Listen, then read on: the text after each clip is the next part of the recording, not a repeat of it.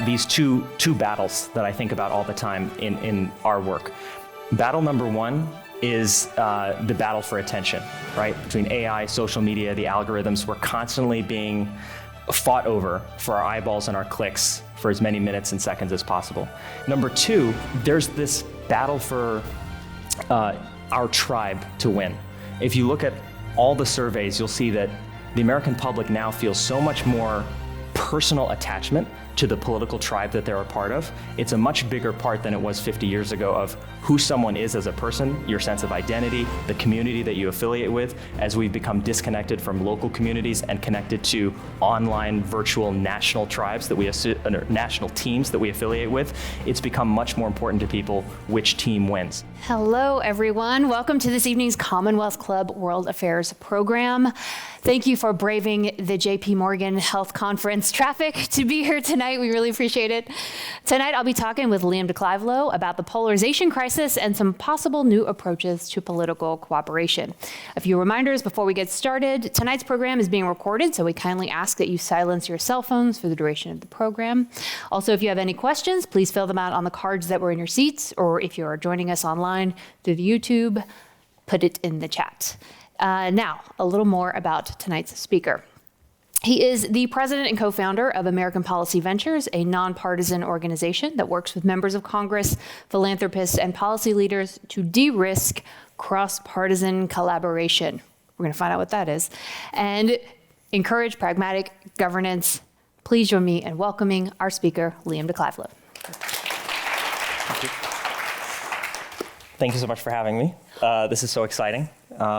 This is great. Excellent. Thanks for coming.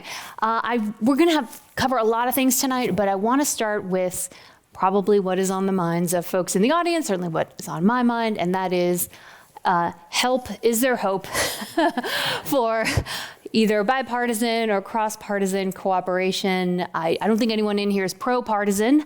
I think we're all looking for some insight and some good news on that front. Yes. I think everyone here would be forgiven for having a generally negative view of our politics, of the state of the country, of how polarized we are, of how difficult things are, of how nothing's getting done, no one can work together, we're constantly fighting with each other, it feels the country's being ripped apart. And I think that probably people would agree with that assessment, regardless of which side of the political aisle you're on, in spite of the fact that you could have in a poll of the country asking how are things going, you could have run the poll 18 months ago and you would have had Democrats saying it was generally going well and Republicans saying it's going terribly. Now that's in reverse. Even still, at a bigger picture, zoomed out level, people feel that the division is very bad and they don't feel like the country's in a good place. We did a survey not long ago in a partnership that we do with Georgetown University that's trying to assess what the American people feel about where the country is right now. How do they feel about the health of the country? One of the questions that we ask, my favorite question that we ask, is we ask every respondent to put the country, as they see it, on a spectrum from 0 to 100. 0 being that everything's fine, and 100 being civil war. And we ask them pick a number.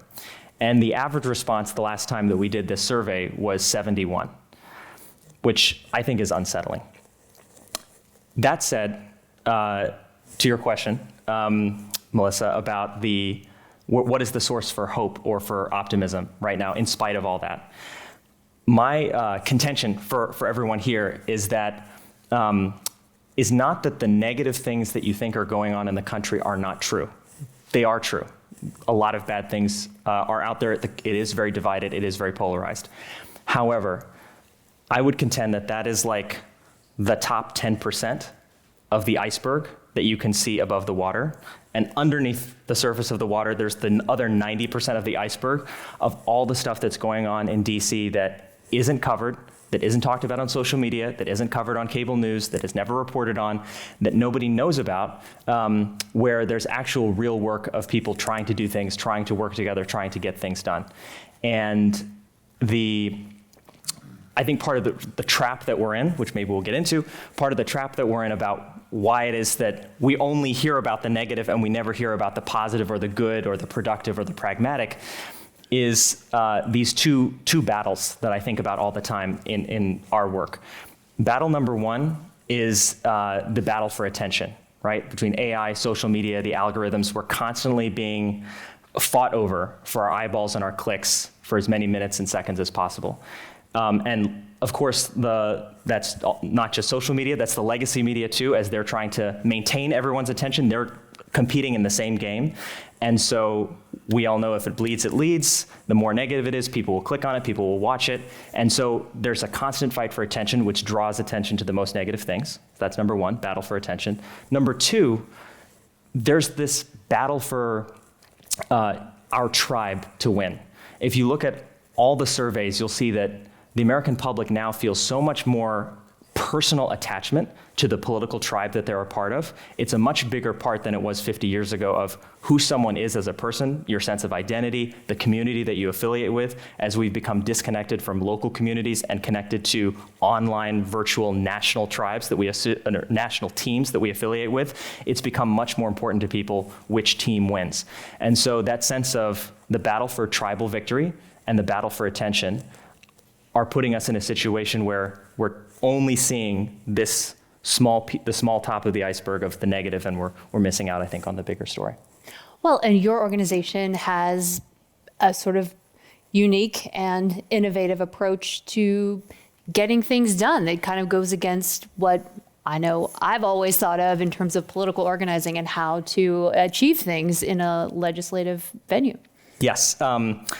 So I just want to pitch something to you all in a different context, and then we're going to apply it to Congress. So think about for anything, any industry, any format, any business, if you think about you as a business are trying to get your customer or your prospective customer to do something, what might be the way that you would go about doing that?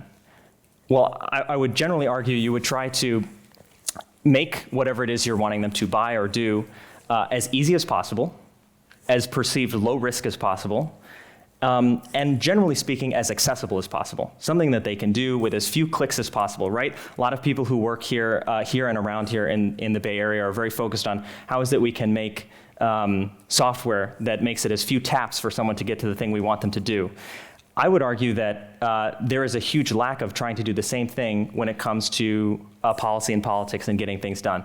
The conventional format of advocacy that we all know, I'm sure everyone here has been asked countless times to donate to various causes, to sign petitions, to call your city councilor or member of Congress or senator, to go to a march, to go to an event, to hold signs, to send in emails. Not to say that those tactics or approaches don't work or can't work. They certainly can. But there is a different playbook that follows a little bit more the approach of building a business and making it as easy as possible for the customer to do what it is you're hoping them to do. And it's based in this formula that we've developed at APV, American Policy Ventures, our organization. And now I know we don't have any visual aids, and I feel like the fastest way to lose an audience early in a talk is talking about formulas, but just roll with me just for 15 seconds. I want everyone here to think about, I'm sure there'll be something that comes to mind for you in 5 seconds. Think about a cause that is very important to you, right? It might be the environment, it might be democracy, it might be economic opportunity, it might be education, something else. Think about that cause, and think about what it is that you would want your member of Congress or you'd want Congress in general to do on that cause.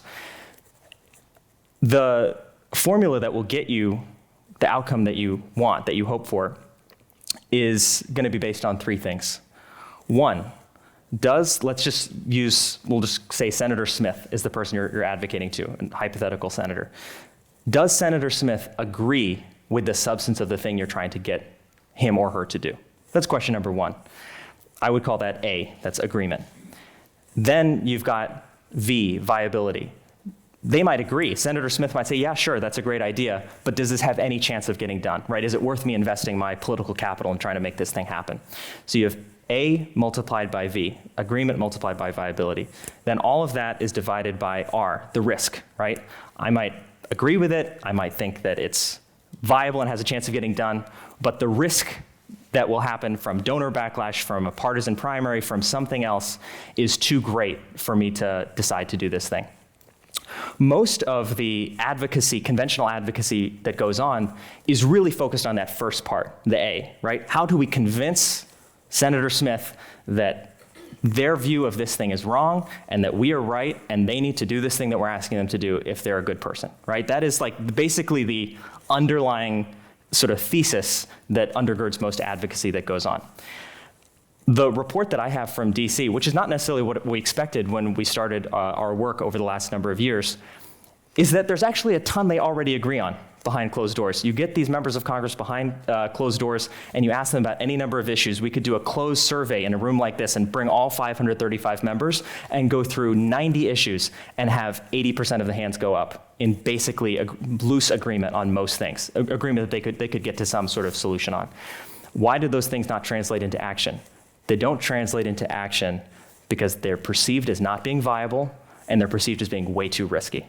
And so the things that I have spent a lot of my time trying to focus on is to address those two things. Not to persuade them to do new things, because there's already a lot they agree on, but to try to help make the things that they're doing more viable and to make the things that they'd like to do less politically risky for them to take on, and we've seen that have some really good results. Can you give us an example? Sure.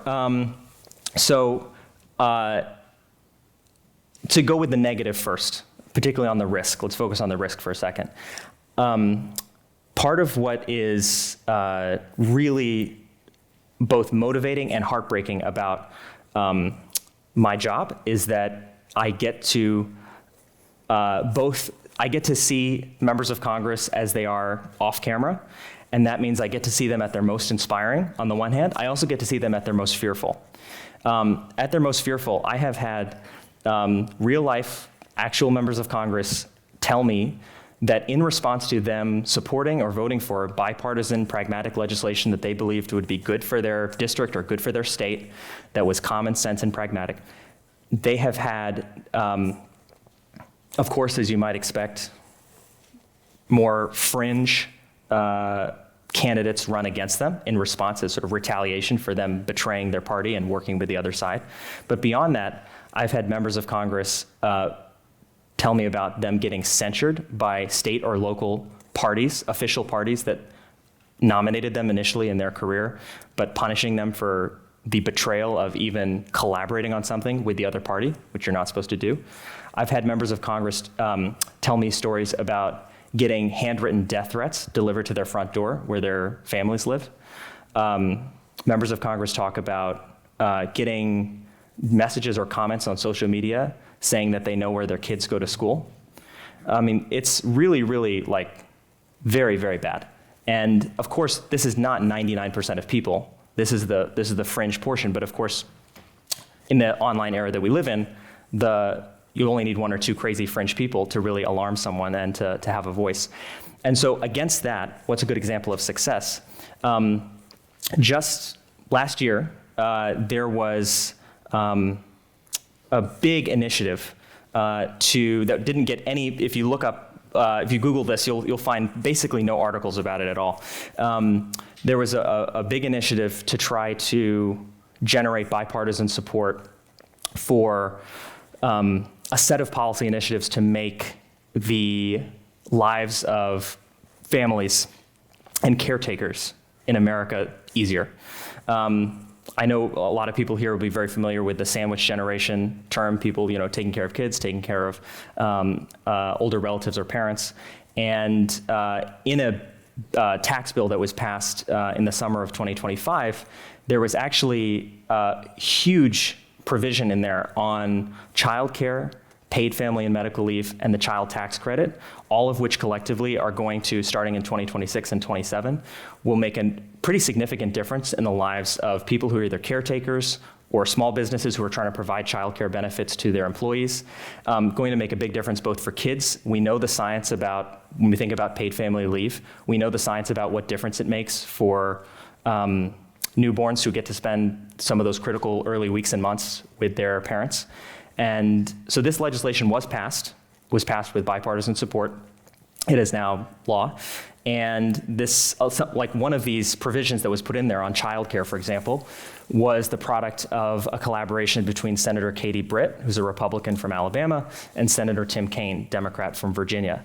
And the two of them worked together. They got absolutely no credit for it, and they helped make this thing happen. And the effects will be broadly felt, even if they don't know who to give credit to. Well, isn't that part of the secret sauce, right? Is to keep it shush.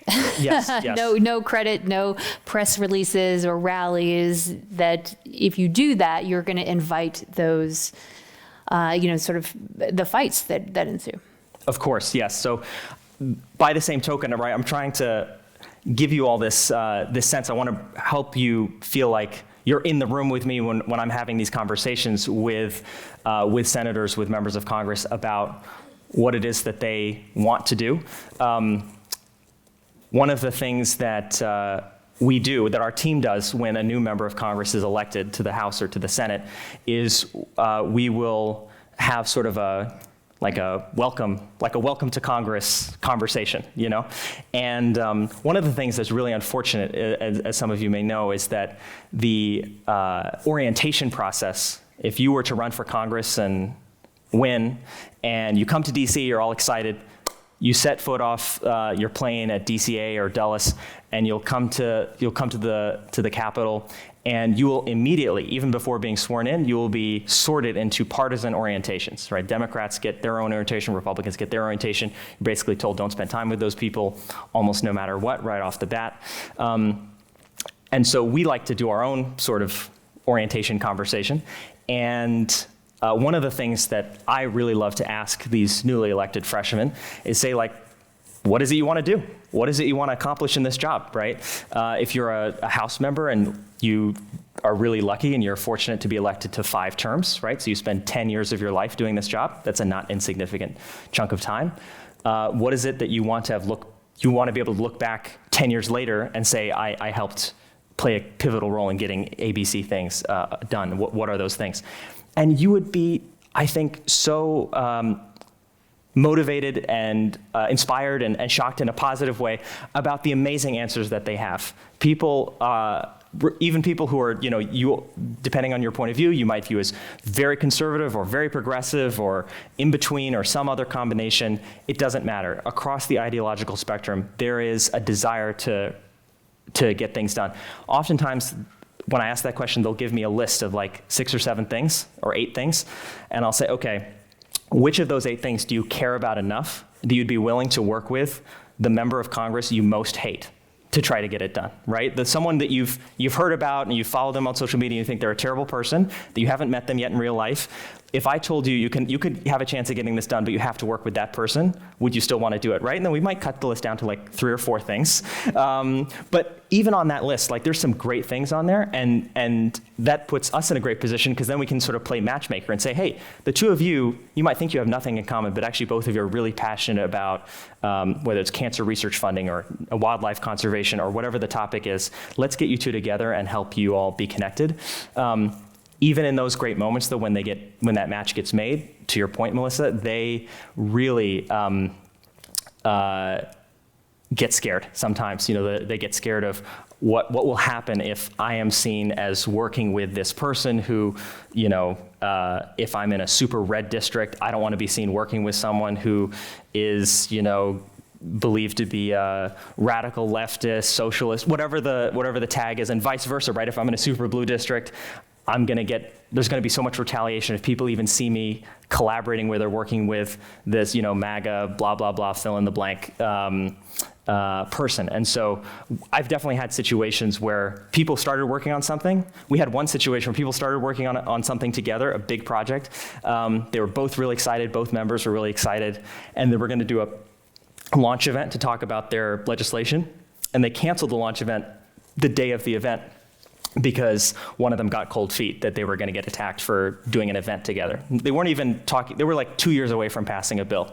It was just the concept of doing an event together in DC. So helping this work to happen a little bit under the radar and behind the scenes is what is most effective.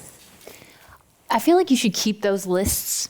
And then, like 3 or 4 years later, be like, "Remember what you said when you first got here?" Yes. What about the idea of reducing the risk? And there's sort of a partisan issue, but one I want to sort of get at that's even more fundamental than that is, why is it that sort of the worst case scenario is you don't get reelected? And I'm not talking about physical threats to people's homes and children, but the idea that, like, oh no, if I do this thing that is good and aligns with my values, there's the thing that's worse is not getting reelected, and the allergy to the private 100%. sector Of course, and living life like normies is just like the worst possible outcome. Is this not just an argument for term limits or something like that?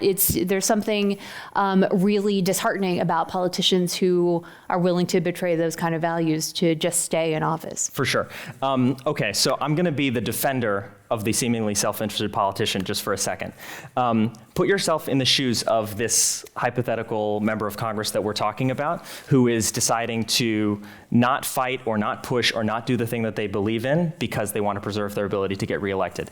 Surely a lot of the people who make that decision are doing so for not the best reasons, right? Are doing that for, it could be an ego thing, a career thing, this is a status thing. For a lot of these members, this is the best job that they may ever have. However, for a lot of others, they could all be doing way better jobs than being a median run-of-the-mill member of Congress. They could be making more money, they could be more successful, they could have more time with their family, they could be doing things that are otherwise considered more prestigious. And so why do they choose to make those compromises? And what we might view as, saying you should take the risk, and they choose not to. The calculation that's going through their mind is they know that if they push it over the line where they're going to put themselves at serious risk of losing their next election, if they do that, 2 things are going to happen. One, all of the other things on their list, right, which at any given time, a lot of these members have like 15 really serious bipartisan things that they're working on, all of which might have some good, decent chance of happening and becoming law. And so they're going to look at that and say, am I going to is the one thing on that list so important that I'm willing to risk the chance that the other 14 don't have a champion anymore, right? And they're thinking about all the people who have invested in them and who care about those other 14 issues or 14 causes. So one, they're putting the rest of their agenda at risk. The other thing is that in a lot of cases, not in every case, but in a lot of cases, if you as that member of Congress decide, you know what, I'm just gonna either run and risk losing, or I'm gonna retire at the end of my term and I'm not gonna run again, it is likely that the replacement candidate, the person who will succeed you, will, in most cases, where our politics is now, will be more partisan and more ideologically to the polls than you were. That's just where it is now. And so people look and they're looking over their shoulder and saying, well, I don't want that person to be in this seat, and then my district is being represented by someone who is less serious, less pragmatic. So in the interest of pragmatism, I need to try to stick it out here as much as I can. So I think that is so in the interest of pragmatism, I'm going to do nothing. I think, but I'm not crazy, so that's okay. But I'm not crazy. I think what's been interesting, right, is like looking back at the last couple of years, there have been a lot of instances of Republicans who have stood up against the Trump administration over the last year that have gone totally unreported on everything from, like, there's a great example of a number of members who stood up on a science research funding issue and successfully pushed back against the administration on that. There were Democrats who did the same thing under the Biden administration. You can go back and find these examples. And those people have to sort of test their limits and say, like, what is it that I'm going to push on and not? Because they're looking at, on both sides of the aisle, examples of people who did push it too far, and they're all gone. That is true. There's a lot of examples Yes. of people who did that. Now, in terms of this example of this bill that was recently passed, aren't there other bills that are sort of in the works that you guys are kind of helping to incubate? And I don't know how much you want to get into, again, in light of what we just talked about, of like, we're all going to keep this secret. But are there other subjects or bills you can talk about that you think have a good chance? Yes. Over the last couple of terms, so if you look at the current, not just the current Trump term, but you look at the Biden term and then Trump 1, there have been a number of really successful pieces of bipartisan legislation passed in all of those instances. You go back to the first Trump term, there was the Great American Outdoors Act, which was arguably one of the most consequential pieces of conservation legislation in half a century, passed under Trump. Then under Biden, you had things like the CHIPS and Science Act and the Electoral Count Reform Act, which were enormously consequential in their areas and in their domains. So there have been a lot of examples of this kind of success. And again, people will feel the results in our lives, or will feel it in terms of how the country is better off for it, even if we don't attribute it to that work that was done years ago in those pieces of legislation. Thinking about things right now, I know we're here in San Francisco. Housing is a very big issue. It's a big issue in many places around the country. My guess is that maybe this is a very, very very newsy and a group of people here in this room who are paying attention in detail to news at the national level. But my guess is that most of this room does not know that the United States Senate, with an overwhelming bipartisan majority, passed the most consequential housing legislation just a few months ago that's been passed since 1990. Hasn't passed in the House yet. There's some hurdles to get over. This was a product of a collaboration. The bill is called the Road to Housing Act, and it will do a lot to functionally remove red tape and allow for more housing to be built in certain areas, and do a number of other things. This was a product of a collaboration between Senator Tim Scott, conservative from South Carolina, and Senator Elizabeth Warren for Massachusetts. Two people who, generally speaking, do not see eye to eye on most things. And they were able to sit down and produce a really comprehensive bill. They worked with their entire committee, which included people that were very progressive to people that were arguably more progressive and more conservative than the two of them are. And they brought all of them together, and it passed out through their committee unanimously. And again, because there was no controversy, because there was no public fight, there was nothing to cover. And I remember looking at it the day after it passed and looking for the coverage, thinking, oh, wow, this is such a big deal. This is so great. This has been a product of a lot of work over months and months. And there were 4 things on Google, like when you Google and you go to the news tab, there were 4 links that had mentioned it, 3 of which were like real estate trade outlets. And that shows you like how not exciting this is and how much this kind of stuff is not covered. That's one. Another one that I'd call out is the American Science Acceleration Project. So really interesting cross-partisan collaboration between Senator Mike Rounds from South Dakota and Senator Martin Heinrich from New Mexico.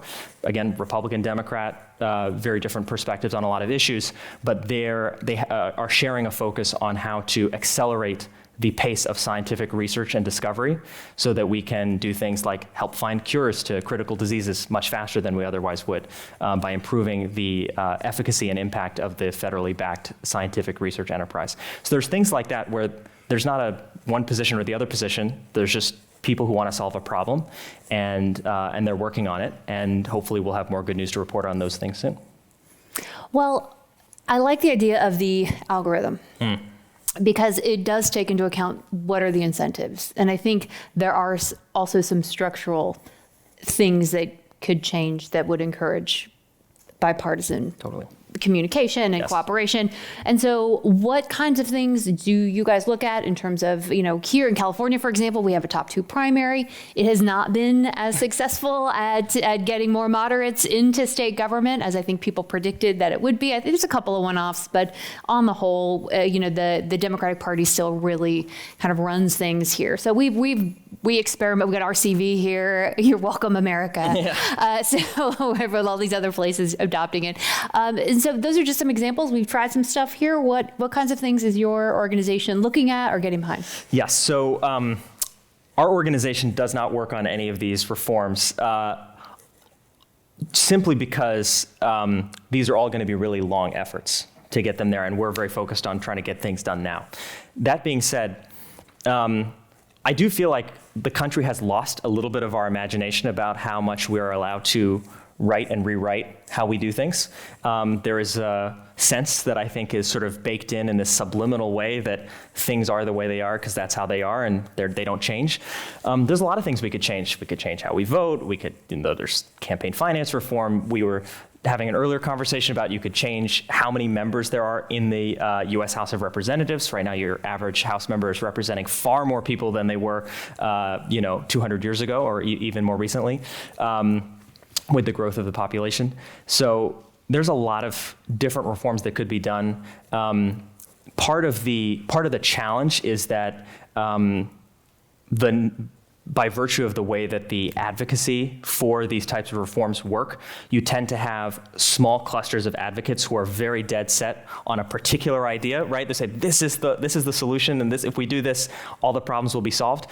What I'm excited about is that there's a lot of experimentation with these things. My hope is, generally speaking, let's try more things. Let's do them in more places. Let's see which ones work in which spots. You might have different things work in different states or different communities. You might have something that we have an idea of that it'll work great and it actually works terribly. Great, we learned that lesson. So I think we should sort of be in an experimentation mode over the next 10 years and see what gets pick up and then do a good job trying to promote those victories and those successes in other places. What about, well, and you sort of got your start, I won't say sort of start capital S, but you sort of got your feet wet in the Andrew Yang campaign. And the idea of party reform or reform around partisanship and the way parties function versus electoral reform and these other kinds of RCV and these kinds of things. What do you make of that or any efforts around the impact and the issue of parties and how that is driving some of the partisanship?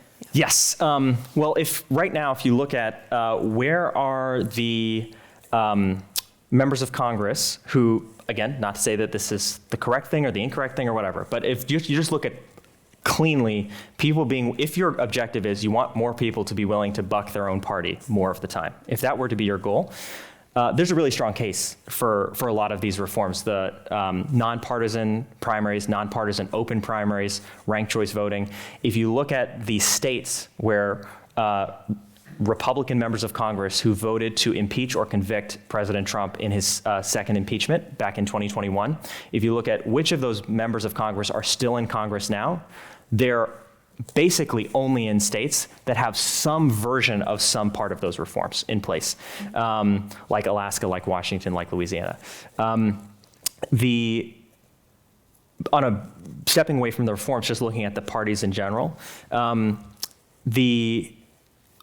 there's always the conversation that comes around. It was a big topic of conversation last year in 2024. There was the possibility that there was going to be a sort of a centrist ticket that was going to try to get pulled together to run for president in the 2024 election. There was also RFK Jr., who was running at one point as an independent during the campaign before dropping out and endorsing Trump.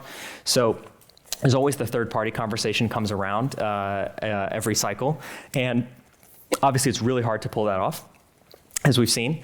So the thing that I'm more interested in, just because I think it's where more of the action will be over the next 2 to 4 years, is the factional fights within the parties. I think people so underrate how much malleability there are in these parties when they're out of power.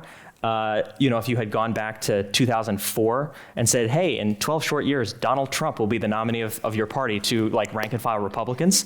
And so I think similar to the moment that Democrats are in now, where who's to say what will happen? And I'm really interested to see who are the factions that fight it out to sort of take these parties in new directions, even if the party names stay the same. That brings me to another question, and one that relates to Andrew Yang. So he wrote a book called The War on Normal People. Yes. The Truth About America's Disappearing Jobs and Why Universal Basic Income is Our Future. Now, I don't want to necessarily get into the UBI conversation, although we could, but this idea that it seems like less and less is about Democrat versus Republican and more about normal people versus crazy people. And as a self-proclaimed normie, and just sort of looking at both sides going, what in the world? Is that the kind of fight you're seeing even in Senator Smith's office, where he's got constituents that are saying this makes no sense, and he's got constituents that are saying you're a lizard person? Yeah, so there's normal people versus crazy people. There's also, I think, maybe the deeper rift, which is normal people versus the people who get away with everything, right? The normal people versus the elite, the normal people versus the people who play by a different set of rules. I think this is obviously most clearly demonstrated in 2025 by the Jeffrey Epstein saga. And there is this deep sense around the country that, and this is not a partisan thing, this is Democrats, Republicans, people who are apolitical, that there are two sets of rules, and that there is a set of elites who, not necessarily in a partisan way, but who look down on them, who think that they are stupid, who think that they don't really need to be focused on. They can just be told whatever they need to be told when it's 2 months before the election, and that's it, and they'll do what they want them to do. I think that rift is coming out, and part of what I worry about, to your question about so-called normal people versus the crazies or the fringe or the extremes, is that I don't think being a good, pragmatic, effective lawmaker who's solving problems is mutually exclusive with speaking to that normal people versus elite concern, speaking to what people might say a populist concern. Because if the normal, pragmatic, effective people don't speak to it and don't talk about the issues that people are feeling in their daily lives and that sense of imbalance, then regular people around the country will say, hey, the only people who are giving voice to the things I'm concerned about, or the only people who are telling the truth about the things I'm concerned about, are these wacky fringe characters. And so we empower them by not speaking to that divide between the normal and the elite. And so one of the things that I really am most excited about is when I see members of Congress, there's actually a program where members of Congress are doing this in a more official way. They will pair up, Democrat and Republican, and they'll go visit each other's districts with each other and go like meet regular people and go talk to people and just get a sense of what are the feelings on the ground about real things outside of the like weird fight we're having on Twitter or whatever, or weird fight we're having on social media. And they always come back from those trips with such, always some version of the same takeaway, which is, wow, basically the concerns people have in my district and the concerns people have in this apparently very different political district are actually very much the same. And I think that'll help us get out of this sort of normal versus fringe thing normal versus fringe debate that you're describing. That sounds really lovely. I think we should expand that to citizens. Yes, yeah. Well, and here in San Francisco, for example, it seems like, the people who show up at City Hall and sort of make demands get them met. And you just want to pull these people aside and go, the politicians aside and go, these squeaky wheels don't represent the people who are out living their lives and who don't have time to come hang out at City Hall because they're doing things. And so trying to convince politicians, these people, some of the people who are tweeting at you don't even live in your district, Totally. or they don't represent Or many of them don't necessarily even- people just because they seem louder. Or they don't even live in the country, or they're not even humans, Yeah, right? exactly. A lot of the time. Yeah. But I think it can be hard. I think our brains see those things or hear those things, and any human person is going to be scared by it or think that this is a legitimate concern that, I have to consider, when in fact, maybe you don't have to Totally. write back to those few people, Yeah, exactly. or take that that argument necessarily as seriously, but part of the orientation of people coming to Washington, D.C. Now, you've lived in Washington, D.C. for a while. What's it like these days? Is it weird? It's a lot more normal than I think people outside of DC would think. Most people are just, going about their lives, living, and their day to day is not particularly political unless they really want it to be. In a lot of instances, I think what is interesting about DC is that, for example, so I live on Capitol Hill. I run into, even if this weren't my job, I'd be running into members of Congress at the corner grocery store all the time, right? Because they're just all there. They're in the neighborhood, and they're all running into each other. And there is a degree of familiarity that happens just by the physical proximity. It's why one of the things that's been something that's gotten more usage recently that I think has its downsides is the proxy voting, where members vote remotely or let another member vote for them. The more time we can get these people to spend physically in the same place, the better, because they at least have to be willing to walk past each other and not get into a fight, which even that is can be a positive first step. I guess stepping back, what I want for DC is, I think the situation, we all look at it and we say, oh my gosh, it's so ridiculous, it's so terrible, it's so negative. It could be so much worse, right? What I worry about is 20 years in the future that we have a Congress that is functionally just influencers. That's basically what they are. They're partisan influencers. They're not really politicians, they're not really lawmakers.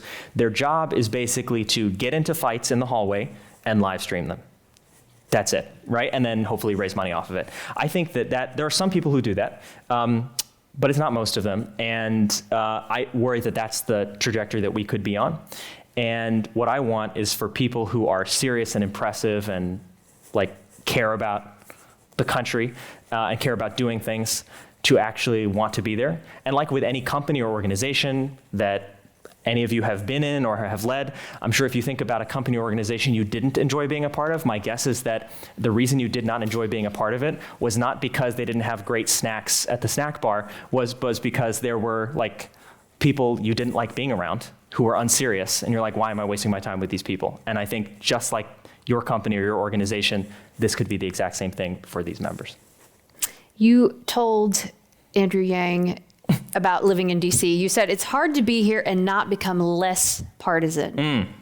Now that's interesting because it seems to have the opposite effect on other folks. So can you talk about that and what that's like? I mean, you said you go to the corner store, you see the congressperson.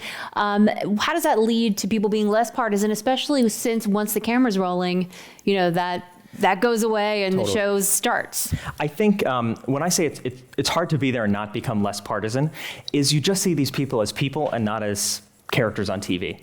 And when you see them as on characters on TV, you have your idea of who you think is the correct team, and you want that team to be successful, and you root for them, and it's like sports, right?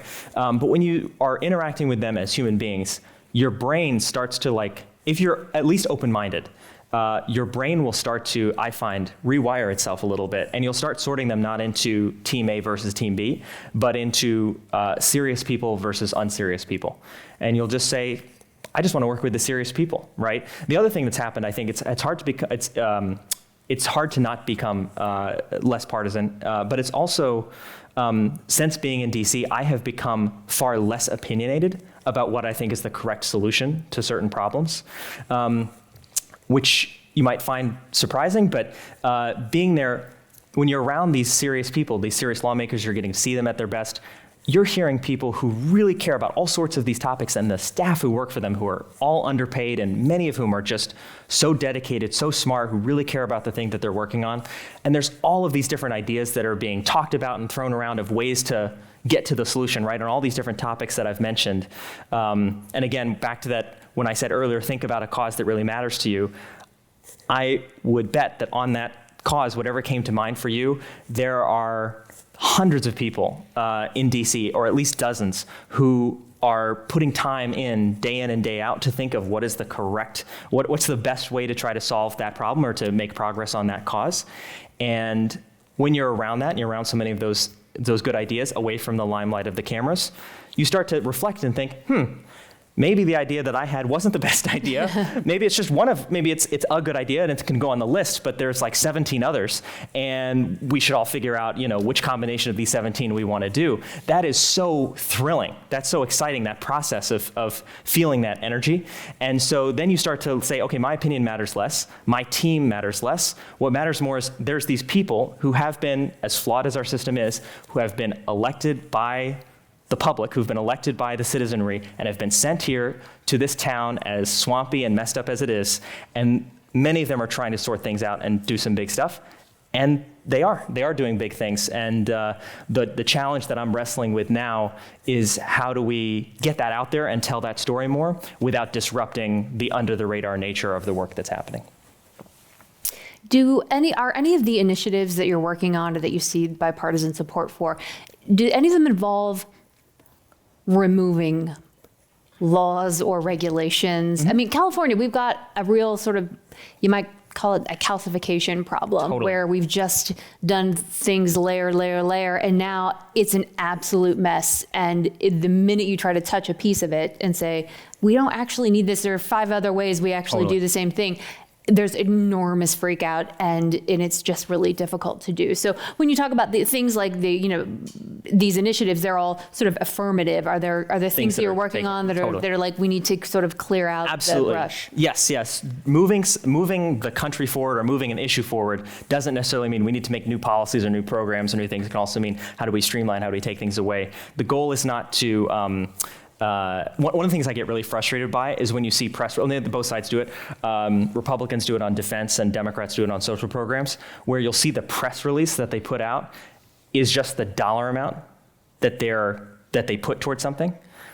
Well, they say, we secured an investment of $50 billion in X, right? We've all seen versions of that press release, which my response is like, yeah, that could be fine, right? Maybe you needed the $50 billion, but the thing we should be celebrating is the outcome, right? Is the result, not the money that was paid in service of that result. If the money didn't succeed at getting the outcome, then it wasn't successful. That is the dynamic you all are very familiar with here in California, versions of that dynamic. To your question about taking things away, 2 examples of things that are happening right now that I think are really exciting on this front. One is on energy. We're having this huge, it's become part of our tribal debate as a country of which kinds of energy people like, right? Certain kind of people, solar, wind, clean, renewable, the whole list, we're this type of person, we like these types of energy. Those are the flags on our jersey. And then we have the other team that's like, no, we want traditional energy, oil, gas, et cetera, fossil fuels. And we have been ricocheting, or having this sort of back and forth over the last couple of years, switching from these. We've had the Paris Climate Accords go on and off multiple times. We've had our energy policy changing back and forth. People would assume, based on that political tribal conflict, that, say, if you were to take the 2 most famous blue and red states in the country, California and Texas, that California would be leading the way on wind energy and renewable energy, and that Texas would be lagging behind, when in fact the story is the exact opposite. Texas is way far out ahead, and California is far behind. Part of the reason for that is not that the industry is not there, it's not that the desire for investment is not there in building out the clean energy economy in California.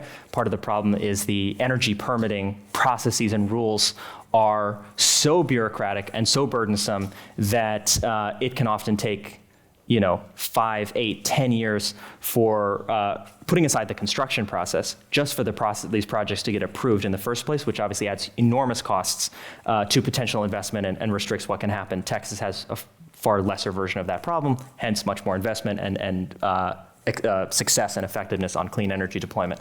One thing that we're working on at the federal level is to try to get both members of Congress from both sides of the political divide, members of Congress who, maybe not now, but maybe a couple of years ago, were talking about how they thought climate change was a hoax, to members of Congress who would say solving climate change is their #1 issue, right? People who are that far apart, and getting them to work together on how do we streamline and clean up the way that we permit new energy projects and development at the federal level in all 50 states so that we can both reduce our emissions, clean up our atmosphere, win on the clean energy economy, be more competitive with China and other countries, improve our national security, produce more energy, make the costs of energy lower for households and businesses. Everyone's talking about affordability now.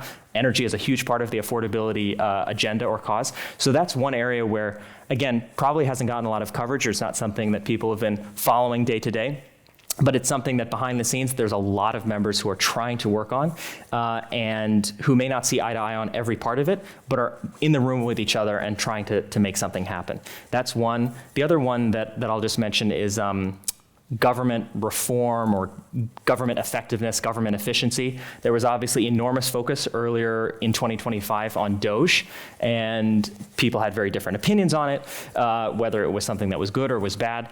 But I think a lot of people, even those who didn't agree with what DOGE was doing, felt that it was maybe the wrong answer to the right question.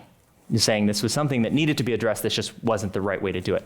And I think a lot of members of Congress that we work with took that to heart and were saying, okay, people are upset about the way the government works for a reason. How do we make it so that we can help make sure we attract the best talent to want to work in government? How do we make sure that we make it faster, we make it more digitized? When people think about interacting with the government at the DMV or something like that, it's considered like a positive experience that they look forward to, not an experience that they dread and make fun of. And maybe that those negative experiences trickle to like people's trust in our institutions and in our government. And so if we can make sure that people have a better experience when they interface directly, maybe they would have more trust in other ways and our political system wouldn't be as frayed. So I think those two, government efficiency and energy, are two examples where there's a lot of interest and a lot of work, even if it's not getting covered much. Now, are the California senators involved in this? It's one of these, it's the kind of thing where being seen as advocating for sort of federal preemption of your state's CEQA laws and things like that, even though secretly you might really want that, it might be a difficult thing to be able to come out and say, I'm working on a federal solution to our state, to the thing that we can't undo at the state level. Totally. So I'm going to avoid talking about any particular members, just in deference to them. But what I will say is that I think there's been a lot of focus over the last couple of years, like in the media and in the national conversation, about where are the Republicans who will stand up to President Trump, right?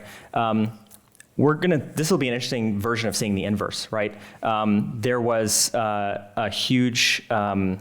big test for a lot of Democrats on whether or not they would be willing to stand up to President Biden last year, when many of them knew that he was not up for running again.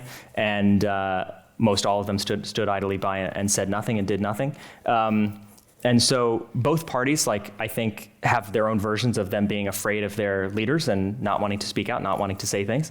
And some of these topics, they will, to your point, these issues, they will go against party orthodoxy. They will go against what has been the tradition or the convention for people from their party to do. And so I think energy will be among the types of topics that Democrats who actually care about dealing with climate change and actually care about accelerating clean energy deployment are going to have to maybe let go of some of the ways of doing policy that they did 10 years ago. Well, in your conversation, one of your conversations that I saw, you had some really good advice about how to get yourself heard for folks who care about bipartisanship and want to advocate on certain issues that you hope your member will take the lead on and feel like it's less of a risk for them to do that. And I wonder if you could share that advice with the folks who are here. Not only what works, but what doesn't. What doesn't work? Okay, let's start with what doesn't work. Generally speaking, I would just encourage all of you to unsubscribe from every email list that's asking you to sign stuff. Nobody cares. Nobody's reading it. It's not having any impact. When people ask you to send an email to your member of Congress and they give you a pre-written thing, they all know it's being pre-written. They know it's being sent by an advocacy group. They'll take it somewhat into consideration, but it's not nearly as much of a factor as you might think. So I think all those sort of mass tactics, generally speaking, are heavily overrated. What is really underrated is the personal, the one-on-one, the personal stories, all of that stuff. I think people get stuck into two traps. One, they really underestimate how much access you can get as a constituent. People, now some of you may have stories, well, I tried to contact my member of Congress and they're not responsive, they're stonewalling me and all that stuff. People, I think, everyone here at least has 3 people representing them in DC. They're 2 senators and their House member. So that's 3 people you can go to. You can often go to the House members of adjoining districts, even if you're not directly in that district. Reach out to them. Be willing to do 2 things. One, be willing to talk with the staff person who is leading the portfolio on the thing that you care about. They will actually remember what you're talking about. It's not that the senator or the Congress member is not willing to meet with you. I just guarantee you that they will say yes to whatever it is you're asking for much of the time, and then they will forget 15 minutes later, not because they're not trying to help, but just because their brains are so stacked with people and things, it's just constant. So one, be willing to meet with whoever's that, the 27-year-old who's the nerd who really cares about your topic area. That's the person you want to be talking to. Secondly, be willing to invest a little bit of the time in a personal kind of a relationship. Some of the best conversations that I've gotten to see are times when of a 30-minute block or a 20-minute block for a meeting, 27 of the 30 minutes are spent talking about personal things and just kids and family and music and sports, and then 3 minutes are spent talking about the actual policy topic of conversation. Not that every meeting has to be like that, but sometimes those are the best ones because they really build a long-term bond that then can help you to make sure that your voice is heard when the issue flares up or there's a big threat in the future, there's a big opportunity, and you want to be able to reach out and be in contact with that person. That relationship will be the thing that carries you through. All right, there we go. We have some questions from the audience. So number 1, are you working on anything related to immigration reform, or is that just impossible now? Is that just impossible now? So there was a really valiant effort that maybe some of you know about that was, I was going to say last year, but we're already in 2026, 2 years ago now. In 2024, that was bipartisan negotiation to do the so-called bipartisan border bill. And this was an example of the political toxicity overcame the possibility of getting a result.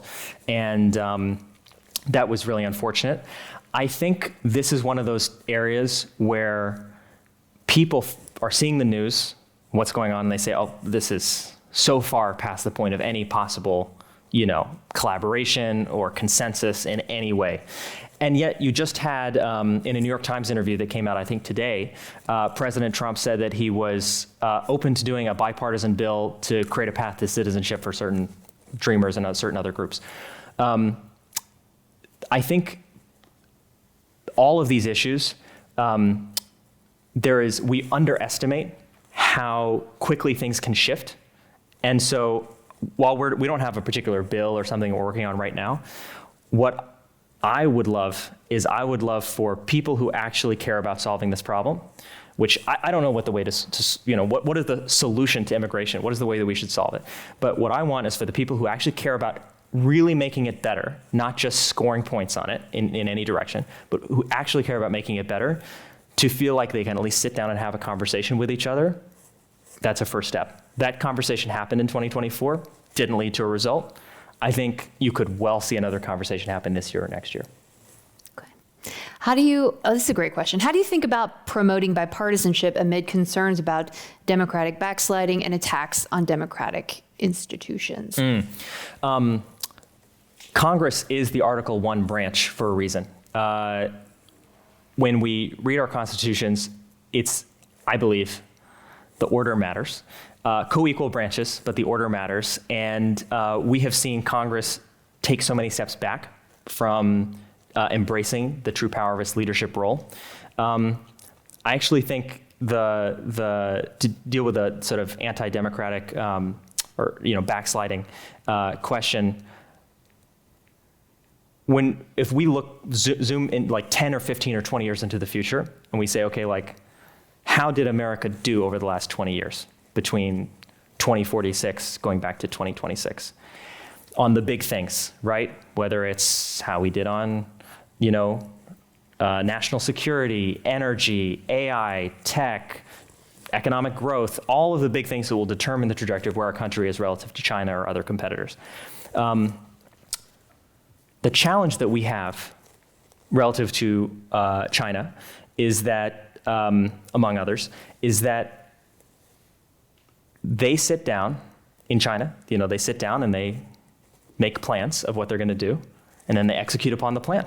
They say, here's what we're going to do. This is our strategy of how we're going to win on energy, win on national security, win on X, and here's our strategy to make it happen, and then they execute upon that plan.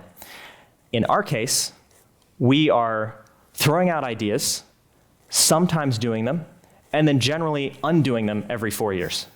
That is no way to win on anything. It doesn't matter, even if your policy is the best policy, it's not going to work if it's being conducted like that. And so we have, as I see it, we have two choices if we want to get out of the back and forth and into a long-term strategy. Option number one is forget democracy and set up an American version of a CCP, and we just say, you know what, this democratic experiment didn't work, and we're going to have a certain set of people that make the decisions, and everyone else will be subject to those decisions. That's option one. I don't think any of us would be really excited about that. Option two, as flawed as it is Congress. It's the Article 1 branch. It is the democratic institution that we have in this country that is the place for our national disagreements to be hashed out in some version of an orderly way. Not always in a pretty way, but at least in an orderly, nonviolent way where people are at least using words with each other. This is the place where that happens. And so I think the best way to, in the long run, prevent the appeal of a less democratic and more autocratic system is to re-embrace the leadership of the Article 1 branch and what it can do to help us deal with the long-term challenges we have. Question here, do you think the media is to blame for the division we see among both parties? And is it the answer then to use the media to show the general connection between both parties? Essentially, what is the fix? I'll just jump in here as a media representative. Yes. So I'll tell you exactly why that bill never got reported anywhere outside of the real estate blogs. Because it's long and complicated and hard to read. And I know because I read it.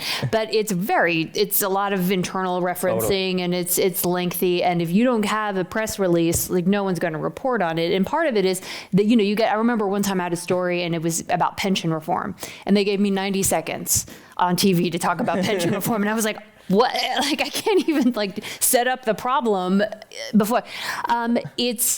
Everyone says they want to see more stuff like this, but they don't watch it and they don't click on it. And if good news got traffic, that's all you'd see, but it doesn't. And maybe taking the profit motive out of the media is the right way. Maybe, it needs to be more supported by nonprofit kinds of things, so you're not dependent on clicks and people's baser instincts. But these are the basic kind of issues there. There's just not a lot of time, and frankly, not a lot of public interest in reality when it comes to, I got two stories I could read. One is, look at this awesome bipartisan housing bill, and the other is, ICE agents in Minneapolis. Which one are you going to click on? Let's be honest with ourselves. That's part of it.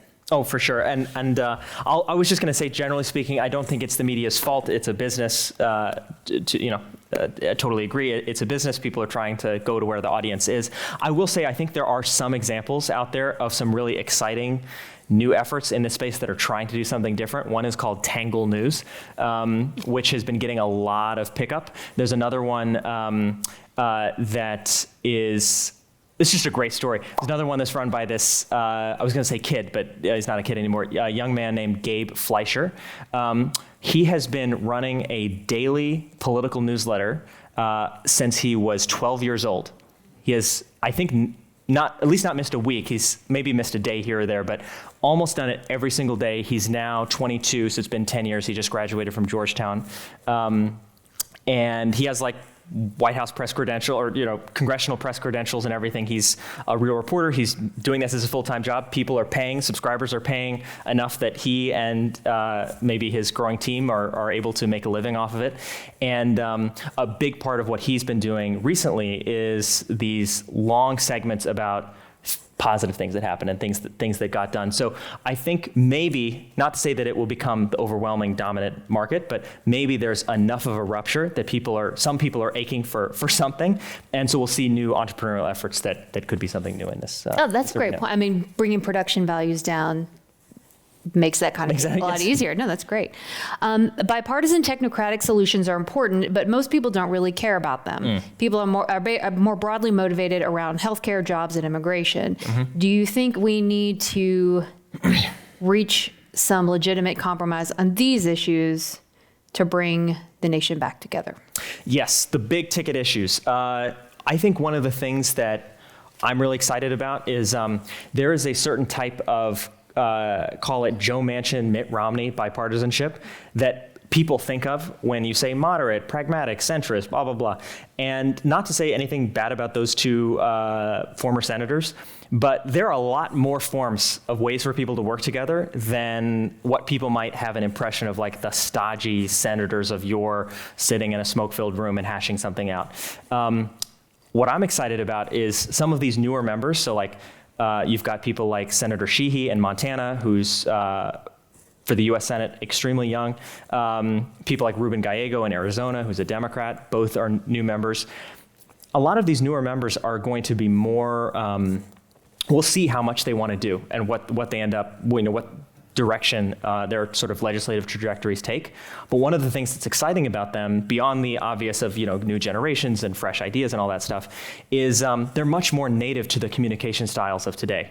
And so the likelihood that the work that they do will get lost is much less, because they can actually it's not weird for them to pull out their phones and talk to their phone and make a video, and then for that video to get a lot of traction and get some attention on something that they're doing. And so the more that we get folks who are as young as Gen Z, but Gen Z, millennials, Gen X, who are in Congress and doing stuff and getting excited to talk about it, I think they're going to find new ways to get it some more attention, including on some of the bigger ticket items like the ones mentioned. All right, how do you identify members of Congress who are genuinely interested in cross-partisan collaboration?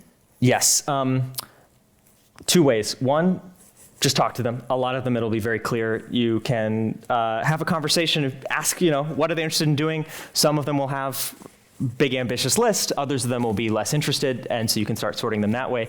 But I think an even better default is just to, as opposed to sort of looking for who are the few that want to do something, do the inverse, right? Who are the few that really are not worth your time?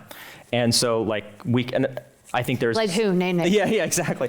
You can pluck those people out, and so there's 535 members. You don't have to work with all of them, but assume that a lot of them, as a default, want to do this kind of thing, and it's just a matter of going back to the beginning about that increased viability and reduced risk, and talk to them. I think one of the things that's been a real gift for our work as an organization is that our name of our organization is American Policy Ventures. The reason why Ventures is in there is because we're doing lots of different things. What's the part of the value of doing lots of different things? Those who work around here in venture capital with their power law, where you make a lot of bets and then hopefully a small fraction of them work out, and that pays for the whole thing. Similarly, I think we have the great fortune of being flexible and getting to work with these lawmakers on a bunch of different topics. And a lot of the efforts might fail, but if we can find one thing that a freshman member of Congress wants to work on, and we can make that one experience for them a positive experience, ideally successful, that results in something actually getting done. But at the very least, we can make it a positive experience. Just like with anything else, someone's had a positive experience with something, they're more likely than to pick it up and do it again. And so part of our sort of identification process is saying, let's kind of give everyone the benefit of the doubt. Let's give everyone that help and that opportunity. Let's try to work with everyone and see if we can give them a positive experience working on something with someone they might not have thought they would have any agreement with. And then after that experience, see, okay, did they get more excited? They get more ambitious. Now they want to do something else. That's what we love to see, and that sort of helps us decide who it is we're working with. Alrighty, we're almost out of time here, so I just want to have one final question, which is, what is your message to the folks who have assembled here, freezing, they have fought the traffic, and are here tonight looking for some answers, some hope? What's your sort of final takeaway that you want them to remember as they leave here tonight? Final takeaway is every single person here is, you're obviously here because you care about your community, you care about the country, you care about the directions that things go in, and you might feel like you are choosing between two bad options, either paying attention to the news and becoming depressed and angry, or not paying attention to the news and feeling like you're being a less than ideal citizen. And my pitch is that there is a third option, and that option is not grounded in you having to change your personal points of view, nor is it grounded in you having to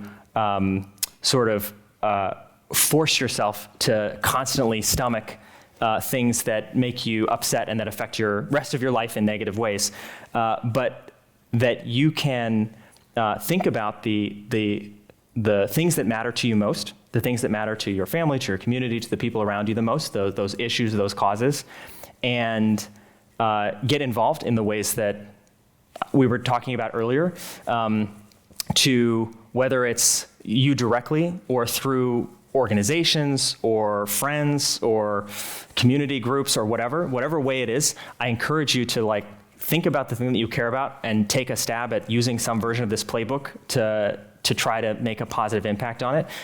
I think the thing that will hopefully enable you to get there is start from the place of assuming that if you care about it, there is probably, at least in terms of the problem that you care about, there's probably a lot of other people that care about the same thing. And the thing that is impeding them from solving the problem is not that they think the problem is stupid. It's a bunch of other, normally political stuff. And so if you can, even in what you might feel is a small way, help to address those political barriers, I think you'll feel that you can engage and see results in a way that you might not have before. So I'll just leave it at that. Well, wonderful. Many thanks to Liam DeClive Lowe, and he's the president and co-founder of American Policy Ventures. Thank you for coming tonight and having this conversation. For more information about membership or our upcoming Commonwealth Club World Affairs programs, please visit commonwealthclub.org. I'm Melissa Kane. Thank you. Have a good evening. Thank you. Thank you. Thank you. Thank you. Thank you so much.